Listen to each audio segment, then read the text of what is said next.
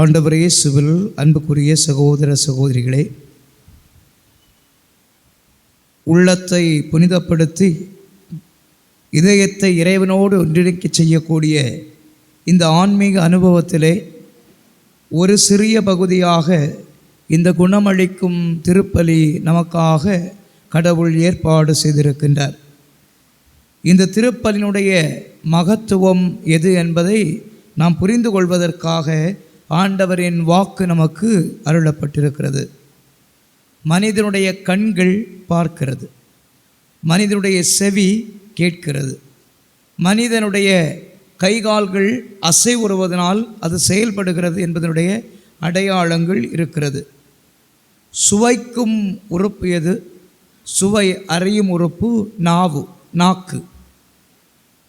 ஆண்டவர் எத்துணை இனியவர் என்று சுவைத்து பாருங்கள். திருப்பாடல் 34:8 இறைவார்த்தை. திருப்பாடலில் எனக்கு பிடித்த மிக பிடித்த திருப்பாடல் 34வது திருப்பாடல். ஏனென்றால் நற்கருணையினுடைய சுவையை கத்தோலிக்க கிறிஸ்தவர்களாகிய நாம் மட்டுமே அறிந்திருக்கிறோம், அதனை உணர்ந்திருக்கிறோம், சுவைத்து இன்புற்றிருக்கிறோம். மற்ற கிறிஸ்தவர்கள் எல்லோரும் வார்த்தையை காதால் கேட்பார்கள். அவர்களுக்கும் இந்த திருப்பாடல் 34:8க்கும் என்ன இல்லை, சம்பந்தம் இல்லை. அவர்கள் சொல்லலாம், நாங்கள் சுவைத்து இன்புறுகிறோம், வார்த்தையால் நாங்கள் திளைக்கிறோம். சாப்பிட்டுட்டு போகிறீங்களா? வயிறு நிறையுமா? வார்த்தையினால் வயிறு நிறையுமா? சாப்பாடு இருந்தால் வயிறு நிறையும். ஆண்டவர் கத்தோலிக்க திரு அவைக்கு தந்திருக்கின்ற மிக உன்னதமான ஒரு கிருபை தன்னுடைய உடலாகிய இந்த நற்கருணை. இயேசுடைய உடலை நமக்கு உணவாக தருகின்ற இந்த நற்கருணையை பற்றி நற்செய்தி நூல்கள் முதல் 3 நூல்களும் இயேசுடைய ராவுணவை எழுதி வைத்திருக்கிறார்கள். ஆனால் யோவான் நற்செய்தியில் ராவுணவு பகுதியில் இயேசு அப்பத்தை எடுத்து நன்றி செலுத்தி தன் சீடர்களுக்கு கொடுத்து என்ற அப்பகுதி இடம்பெறவில்லை. அதற்கு பதிலாக இயேசு பாதம் கழுவும் சடங்கு இடம்பெறுகிறது. ஆனால் அதற்கு முன்பே இயேசுடைய இறையாட்சியின் போதனையில் இந்த 6ஆம் அதிகாரத்தினுடைய மிக முக்கியமான மையமாக இருப்பது நற்கருணை. நற்கருணையை மிக தெளிவாக அவர் நமக்கு விளக்கிச் சொல்கிறார். நற்கருணை என்பது வானின்று இறங்கி வந்த அந்த வார்த்தையாம் கடவுளின் சதை. இந்த சதையை உண்டு என் இரத்தத்தை குடிப்பவர்கள் வாழ்வை பெறுவார்கள், அவர்களை நான் இறுதி நாளில் உயிர் தளச் செய்வேன். அப்போ நமக்கு உயிர்ப்பு கட்டாயம் உண்டு. இது எப்படி சாத்தியம்? இது எப்படி நடக்கும்? நம்பிக்கை ஒன்றால் மட்டுமே நடக்கும். நம்பிக்கை உள்ளவர்களுக்கு மட்டுமே இது சாத்தியம். இது எங்கனமாகும் என்று அன்னைமரியாள் கேட்ட பொழுது ஆண்டவரின் தூதர் வானதூதர் கபிரியேல் சொன்ன வாக்கு என்ன? சரியான பதில். கடவுளால் ஆகாதது ஒன்றுமே இல்லை. நான் உயிர்த்தெழ வேண்டும் என்பது கடவுளின் கிருபை என்று சொன்னால், கடவுளின் வாக்கு என்று சொன்னால் அவ்வாக்கு நிறைவேறியே ஆகும். ஆக இயேசுடைய உடலை உட்கொள்ளக்கூடியவர்கள், இரத்தத்தை குடிக்கக்கூடியவர்கள் தங்கள் வாழ்க்கையில் வாழ்வை, நிறைவாழ்வை நிச்சயம் பெறுவார்கள் என்பது இயேசு நமக்கு தந்திருக்கின்ற வாக்கு. அந்த வாக்கை நம்முடைய வாழ்க்கையில் நாம் நிறைவேற்றிக் கொள்வதற்கு ஒவ்வொரு திருப்பலியிலும் கடவுள் தன்னுடைய திவ்ய உடலை, திரு உடலை நமக்கு உணவாக தருகின்றார். ஒவ்வொரு மனிதனும் ஒரு நாளைக்கு 3 வேளைக்கு சாப்பிடுகிறான். ஒரு நாளைக்கு 3 வேளைக்கு சாப்பிடுகின்ற உணவு உடலுக்கானது, இந்த சரீரத்துக்கானது. இந்த சரீரம் என்ன செய்யும்? அழிந்து போகும். இந்த சரீரத்துக்கான உணவு எத்தனை முறை? 3 முறை. அழியாத ஆன்மாவுக்கான உணவை மனிதர்கள் ஒரு நாளைக்கு ஒரு வேளைக்காவது உட்கொள்கின்ற வாய்ப்பை தேடுகிறார்களா என்றால் நிச்சயமாக இல்லை என்றுதான் பதில் வருகிறது. ஏதோ ஒரு சிலர் இருக்கிறார்கள். எங்கள் ஊரில் நான் முதல் வெள்ளிக்கிழமைக்கு நோயாளிகளுக்கும் வயது முதிர்ந்த நிலையில் வீடுகளிலே இருக்கக்கூடிய பெற்றோர்களுக்கும் நற்கருணை எடுத்துச் செல்வேன். அழுவார்கள். எங்களால் கோயிலுக்கு வர முடியலையே ஃபாதர், கண்ணு தெரியல ஃபாதர், என்னால் நடக்க முடியல ஃபாதர், காலெல்லாம் வீங்கி போய் யானை காலை போல் இருக்கிறது, எனக்கு நோய் பற்றி கொண்டதனால் ஆண்டவருடைய ஆலயத்திற்கு என்னால் வர முடியலை என்று அழுவார்கள்.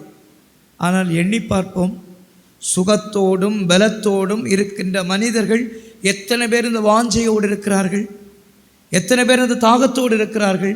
நற்கருணையை நான் அன்றாடம் பெறுகின்ற வாய்ப்பு என்னுடைய உடலுக்கு சக்தியாக இருக்கிற பொழுது நான் தேடாமல் இருக்கிறேன். ஆனால் எப்பொழுது தடை வருகிறதோ அப்பொழுது மனக்குமுறலை வெளிப்படுத்துகிறோம். அன்புக்குரியவர்களை, இந்த நற்கருணை ஆன்மாவின் அருமருந்து. உடல் நோய்க்கு நாம் பல மருத்துவர்களை தேடலாம், ஆனால் ஆன்மாவை குணப்படுத்த வல்லவர் சிலுவைநாதர் இயேசு ஒருவரே. இந்த சிலுவைநாதரை தவிர நம் ஆன்மாவை குணப்படுத்த வல்லவர் இந்த பூமியில், இந்த ராஜ்யத்தில் எவருமே இல்லை. மனிதர்களுடைய வாக்கை ஒருபோதும் நம்ப வேண்டிய அவசியமில்லை. வேதம் போதிக்கின்றவர்கள் எல்லோரும் கடவுளின் பணியாளர்கள் என்று நம்பிவிடாதீர்கள். என்னோடு சேர்த்துத்தான் நான் சொல்கிறேன். ஏனென்றால் சாத்தானும் வேதம் ஓதியதா வேதம்? இயேசுவுக்கு வந்த முதல் சோதனை மத்தேயு நற்செய்தி 4ஆம் அதிகாரம் 2வது இறைவாக்கில் இருக்கிறது. நீ கடவுளின் மகன் என்றால் கல்லை அப்பமாக மாற்று. இயேசு உடனே என்ன சொல்கிறார்? இணைச்சட்டம் 8ஆம் அதிகாரம் 3வது இறைவார்த்தை சொல்கிறார். மனிதர் அப்பத்தினால் மட்டுமல்ல கடவுளின் வாய்ச்சொல் ஒவ்வொன்றாலும் உயிர் வாழ்வர் என்று மறைநூலில் எழுதியுள்ளது என்று மறைநூலை சொல்ல சாத்தான் அடுத்த சோதனை என்ன செய்கிறது? எருசலேம் தேவாலயத்தில் கொண்டு நிறுத்தி சாத்தான் வேதம் ஓதுகிறது. யாருக்கு? இயேசுவுக்கு. என்ன வேதம் சொன்னது?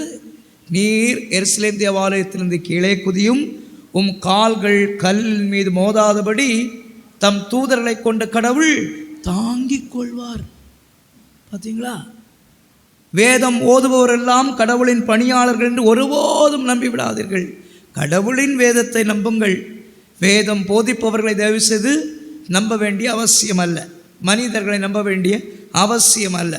கடவுளை நம்பினால் நீங்கள் கடவுளின் ராஜ்யத்தில் பங்காளிகளாக நிச்சயமாக மாறிப்போவீர்கள். அப்படின்னு அந்த சாமியார்கள், இந்த போப்பாண்டவர், இந்த ஆயர்கள் எல்லாம் இருந்து வேதம் போதிக்கிறார்களே, இவர்கள் கடவுளால் சிறப்பு நிலையில் அழைக்கப்பட்டவர்கள். அவர்கள் கடமை அவர்கள் செய்கிறார்கள். அதில் அவர்களுக்கு என்ன இல்லை? கிரெடிட் ஒன்றும் இல்லை. சாமியாராக இருக்கிறதுனால மோட்சத்துக்கு நேரே போயிடுவாங்கங்கிற நம்பிக்கை உங்களுக்கு வேண்டாம். அவர் கடமையை சரியாக செய்தால், அவருக்கு கொடுக்கப்பட்ட பணியை அவர் சரியாக செய்தால் மோட்சத்துக்கு போவார். இல்லைன்னு சொன்னால் அவரும் எங்கே தான் போகணும்? அதிகாலத்தில் உருவாக்கப்பட்ட அணையா நெருப்புக்குத்தான் அவரும் போகணும். சரியா? எனவே மனிதர்களை நம்பி அல்ல, நாம் கடவுளின் வாக்கை நம்பி வாழக்கூடிய பிள்ளைகளாக மாறுவோம். இந்த திவ்ய நற்கருணை 3 காரியங்களை நமக்கு சுட்டி காட்டுகிறது. முதலாவது, உணவாக வருகின்றார், ஆன்மாவின் உணவு. 2வது, உறவாக வருகின்றார். தாய் தன் பிள்ளைக்கு உணவு தருவதைப் போல தகப்பனும் தாயுமாக இருக்கின்ற நம் ஆண்டவர் இயேசு தன் பிள்ளைகளுக்கு உறவை வெளிப்படுத்துகின்ற வண்ணமாக உணவாய் அவர் நம்மிடத்திலே வருகிறார். நமக்கும் கடவுளுக்குமான உறவை இந்த உணவு என்ன செய்கிறது? வலுப்படுத்துகிறது, பலப்படுத்துகிறது. எனவே இந்த உறவு ஆண்டவரிடமிருந்து நமக்கு வருகின்ற உறவு. நம்மை படைத்தது யார்? கடவுள். நம்மை படைத்த கடவுள் எதற்காக படைத்தார்? Very good. இன்னும் சிம்பிளா நீங்கள் திருமறை சுவடியிலிருந்து சொன்னால் போதும். மனிதன் எதற்காக படைக்கப்பட்டான்? கடவுளை அறியவும் அவரை அன்பு செய்யும். 2 வார்த்தை தான். கடவுளை அறியவும் அவரை அன்பு செய்யுமே படைக்கப்பட்டான்.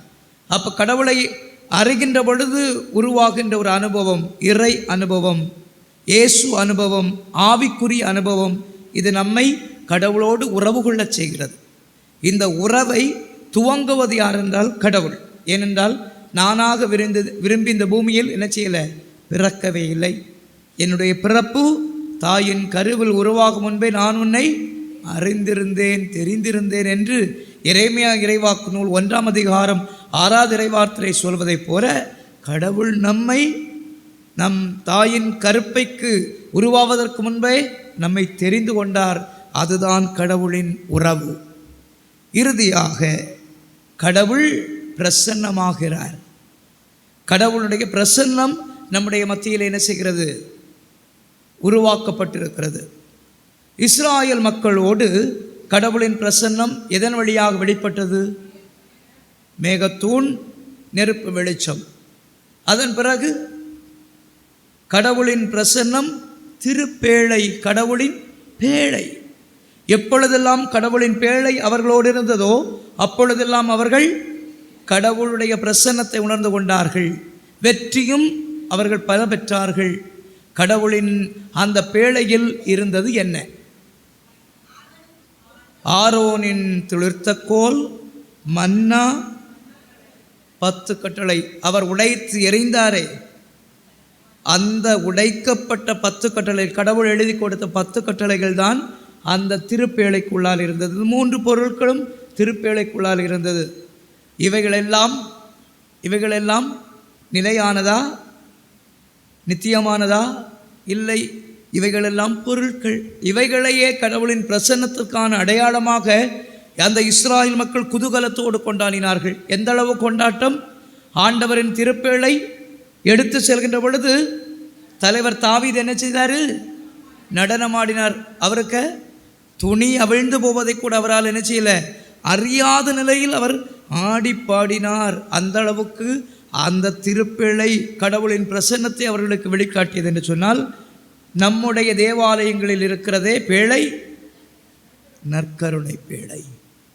நற்கருணை பேழையில் அவர் பிரசன்னத்தை வெளிப்படுத்துகின்றார். ஆக இயேசுடைய திருவுடல் உட்கொள்கின்றவர்களுக்கு மோட்ச பாக்கியத்தை தருகிறது. இயேசுடைய திருவுடல் உணவாக நமக்கு தரப்படுகிறது, ஆன்மாவுக்கான உணவு. இயேசுடைய திருவுடல் கடவுளோடு நமக்கு இருக்கின்ற உறவை நமக்கு சுட்டி காட்டுகிறது. இயேசுடைய திருவுடல் கடவுளின் பிரசன்னமாக நம்ம மத்தியிலே வருகிறது. அவரைத்தான் நம்ம ஆராதிக்கிறோம். சரியா? புரியுதா? இப்போ இந்த நற்கருணையே இல்லாமல் திருச்சபை இயங்குகிறதாம் எப்படி என்றுதான் எனக்கு தெரியல. திருச்சபை என்று சொன்னால் நற்கருணை மையமாக இருக்க வேண்டும். அது ஆதி திருச்சபையினுடைய வாழ்க்கை அனுபவமாக எடுத்து பாருங்கள். என்ன செய்தார்கள்? நம்பிக்கை கொண்டவர்களும் ஒன்றாக இருந்தார்கள். அவர்கள் அப்பம் பிட்டு, அதுதான் நற்கருணை. அந்த இயேசுனுடைய திருவுடலின் அடையாளமாக அப்பத்தை பிட்டு அவர்கள் ஒருவர் மற்றவரோடு உறவாடி உரையாடி ஜெபித்து உண்கின்ற அனுபவம் இருக்கிறதே, இயேசு அனுபவம். இந்த திவ்ய நற்கருணை இல்லாத வழிபாடு எவ்வாறு கடவுளுடைய வழிபாடாக இருக்க முடியும்? இதை என் நினைவாக செய்யுங்கள் என்று சொன்னாரே ஆண்டவர். அந்த நினைவு இங்கே கல்வாரி பலியாக ஒவ்வொரு நாளும் ஒப்புக் கொடுக்கப்படுகிறது. எனவே நீங்கள் பாக்கியம் பெற்றவர்கள். இன்றைக்கு இந்த இயேசுவைத்தான் திருவுடலின் வழியாக பெறப்போகிறீர்கள். இவர் நம் கரங்களில் தொடுகின்ற பொழுது நாம் சுகம் பெறுவோம். நம்முடைய உடல் நோய்கள் சுகம் பெறும். நம்முடைய இதயத்தில் நாம் அவரை சுமக்கின்ற பொழுது உள்ளத்தில் இருக்கின்ற பாவங்கள் என்ன செய்யப்படும்? கழுவி போக்கப்படும். நாம் பாவமற்றவர்களாக இருந்தால் நிச்சயமாக மோட்சம் நமக்கு உண்டு. அதுக்காகத்தான் இவ்வளவு கஷ்டப்பட்டு வாழ்ந்து கொண்டிருக்கிறோம். துன்பம் என்பது இந்த உலகத்தில் நிச்சயமாக உண்டு. துன்பங்களும் துயரங்களும் வேதனைகளும் நோய்களும் கஷ்டங்களும் சுமந்து வாழ்கின்றவர்கள் பரலோக ராஜ்யத்தில் இயேசுவோடு வான்வீட்டை அடைவார்கள் என்ற நம்பிக்கை உணர்வோடு தொடர்ந்து இந்த திருப்பலியை ஒப்புக் கொடுப்போம். கடவுள் நம்மை ஆசீர்வதிப்பாராக. ஆமென்.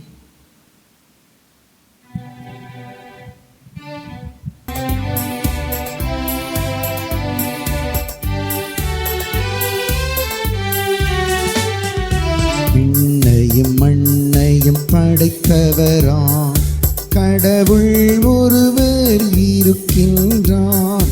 தந்தை மகன் துய ஆவியராய் ஒன்றாய் வாழ்வோரை நம்புகிறேன்.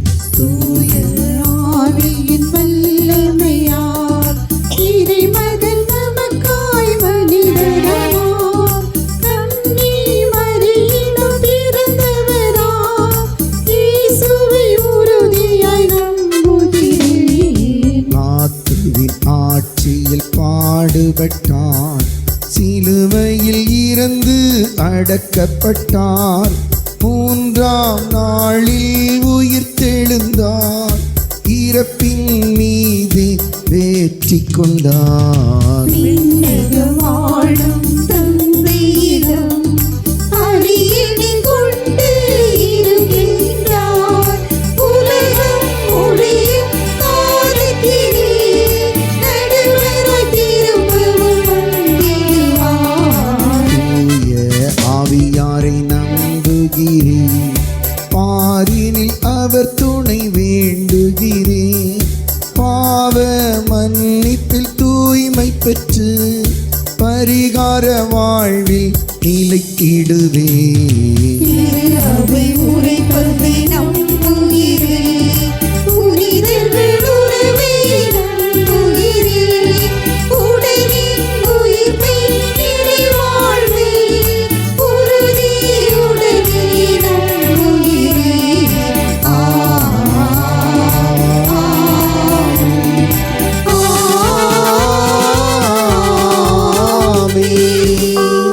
ஆட்சியாம் நிறைந்துள்ளன உன்னதங்களிலே ஓசன்னா, உன்னதங்களிலே ஓசன்னா, உன்னதங்களிலே ஓசன்னா, உன்னதங்களிலே ஓசன்னா. ஆண்டவர் பேரால் வருகிறவர் ஆசி பெற்றவர், உன்னதங்களிலே ஓசன்னா, உன்னதங்களிலே ஓசன்னா, உன்னதங்களிலே ஓசன்னா, உன்னதங்களிலே ஓசன்னா. ஆண்டவரே, நேர்மையாகவே தூயவர், தூய்மை அனைத்துக்கும் ஊற்று. ஆகவே உம்முடைய ஆவியை பொழிந்து காணிக்கைகளை தூய்மைப்படுத்த வேண்டுகின்றோம். இவ்வாறு எங்கள் ஆண்டவர் இயேசு கிறிஸ்துவின் உடலும் இரத்தமுமாக எங்களுக்கு வை மாறுவனவாக. அவர் பாடுபட உளம் கனிந்து தம்மை கையளித்த போது அப்பத்தை எடுத்து நன்றி செலுத்தி அதை பிட்டு தம் சீடர்களுக்கு அளித்து கூறியதாவது: அனைவரும் இதிலிருந்து பெற்று உண்ணுங்கள், ஏனெனில் இது உங்களுக்காக கையளிக்கப்படும் என் உடல்.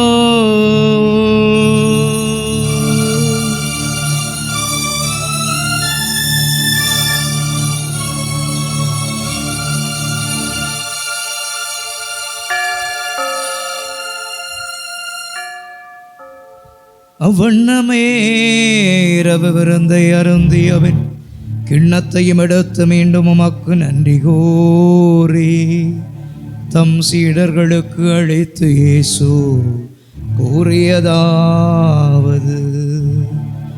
அனைவரும் இதிலிருந்து பெற்று பருகுங்கள், ஏனெனில் இது புதிய நிலையான உடன்படிக்கைக்குரிய என் இரத்தத்தின் கிண்ணம். இது பாவ மன்னிப்புக்கென்று உங்களுக்காகவும் பலருக்காகவும் சிந்தப்படும். இதை என் நினைவாக செய்யுங்கள்.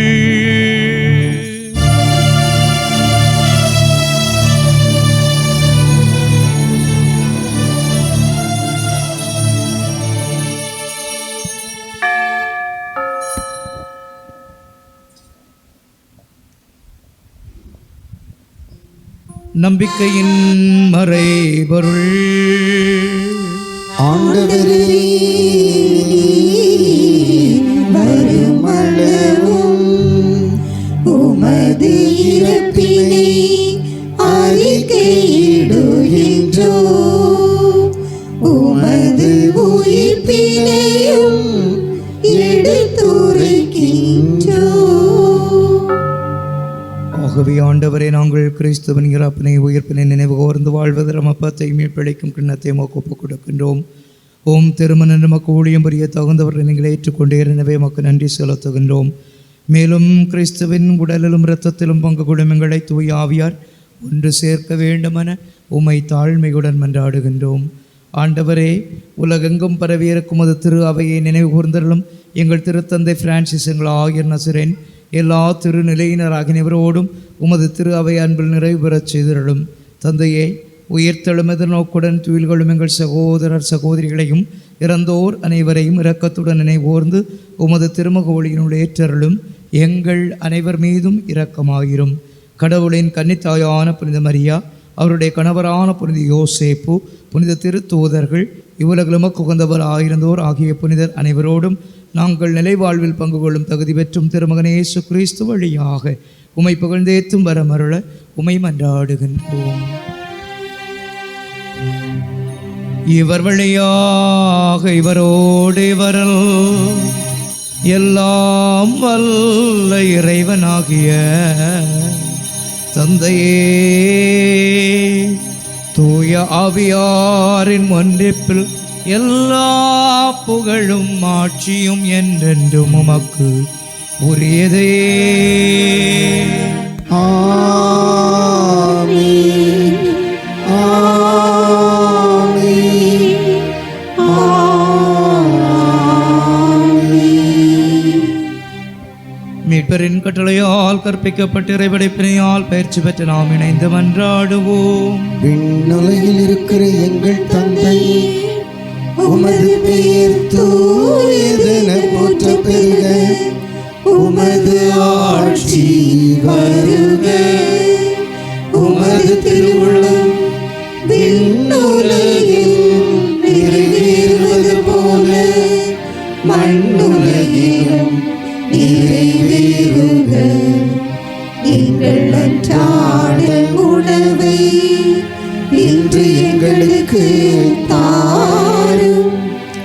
எங்களுக்கு எதிராக குற்றம் செய்வோரே நாங்கள் மன்னிப்பது போல எங்கள் குற்றங்களை மன்னியும். எங்களை சோதனைக்கு உட்படுத்தாதேயும், தீமையிலிருந்து எங்களை விடுவித்தருளும். ஆண்டவரே, தீமை அனைத்திலிருந்தும் எங்களை விடுவித்து எங்கள் வாழ்நாளில் அமைதியை கனிவுடன் அருளுமை மன்றாடுகின்றோம். உமது இரக்கத்தின் உதவியால் நாங்கள் பாவத்திலிருந்து எப்போதும் விடுதலை பற்றி யாதொரு கலக்கமுமின்றி நலமாயிருப்போமாக. நாங்கள் எதிர்நோக்கி இருக்கும் பேரின்பத்துக்காகவும் எம் மீட்பராகிய இயேசு கிறிஸ்துவின் வருகைக்காகவும் காத்திருக்கின்றோம். ஏனெனில் ஆட்சியும் வல்லமையும் மாட்சியும் என்றென்றும் உமதே. ஆண்டவரே இயேசு கிறிஸ்துவே, அமைதியை உங்களுக்கு விட்டுச் சொல்கிறேன், என் அமைதியையே உங்களுக்கு அளிக்கிறேன் என்றும் திருத்தூதர்களுக்கு மொழிந்திரே. எங்கள் பாவங்களை பாராமல் உமது திரு அவையின் நம்பிக்கையை கண்ணோக்கி உமது திருவிழத்தில் ஏற்பதற்கு அமைதியையும் ஒற்றுமையையும் அளித்தருள்வீராக. என்றென்றும் வாழ்ந்து ஆட்சி செய்கின்றவர் நீரே. ஆமென். ஆண்டவருடைய அமைதி உங்களோடு என்றும் இருப்பதாக. உம் ஆன்மாவோடும் இருப்பதாக. ஒருவருக்கொருவர் அமைதியை பகிர்ந்து கொள்வோம். சமாதானம்.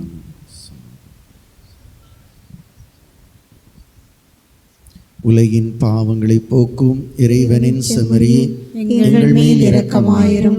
உலகின் பாவங்களை போக்கும் இறைவனின் செம்மறியே, எங்கள் மேல் இரக்கமாயிரும். உலகின் பாவங்களை போக்கும் இறைவனின் செம்மறியே, எங்களுக்கு அமைதி அளித்தருளும். இதோ இறை இவனின் செம்மறி, இது உலகின் பாவங்களை போக்குகின்றவர். செம்மறியின் விருந்துக்கு அழைக்க பெற்றோர் பேறு பெற்றோர். ஆண்டவரே, நீர் என்னுடைய இல்லத்திற்கு நான் தகுதியற்றவள். ஆனால் ஒரு வார்த்தை மட்டும் சொல்லியருளும், எனது ஆன்மா நலமடையும். கிறிஸ்துவின் திருவுடல் திருத்தனமை காத்து முடிவில்லா வாழ்வழிப்பதாக. ஆமென்.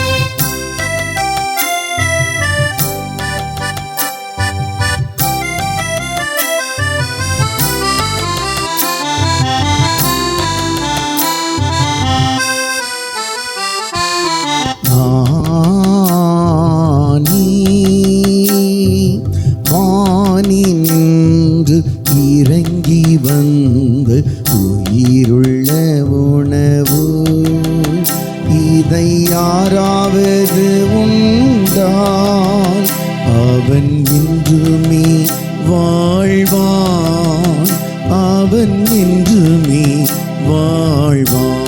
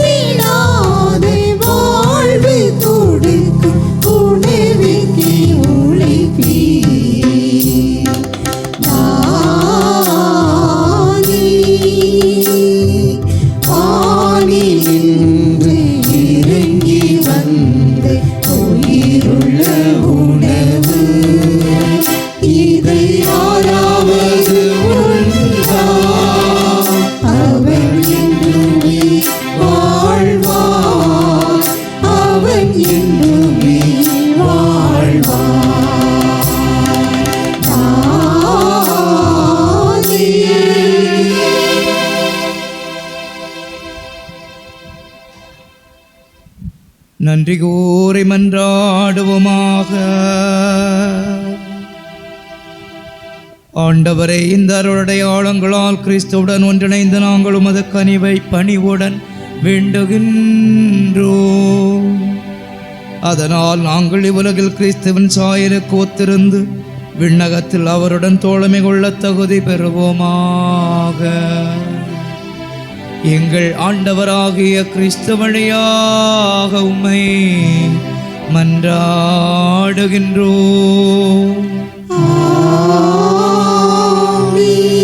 ஆண்டவர் உங்களோடு இருப்பாராக.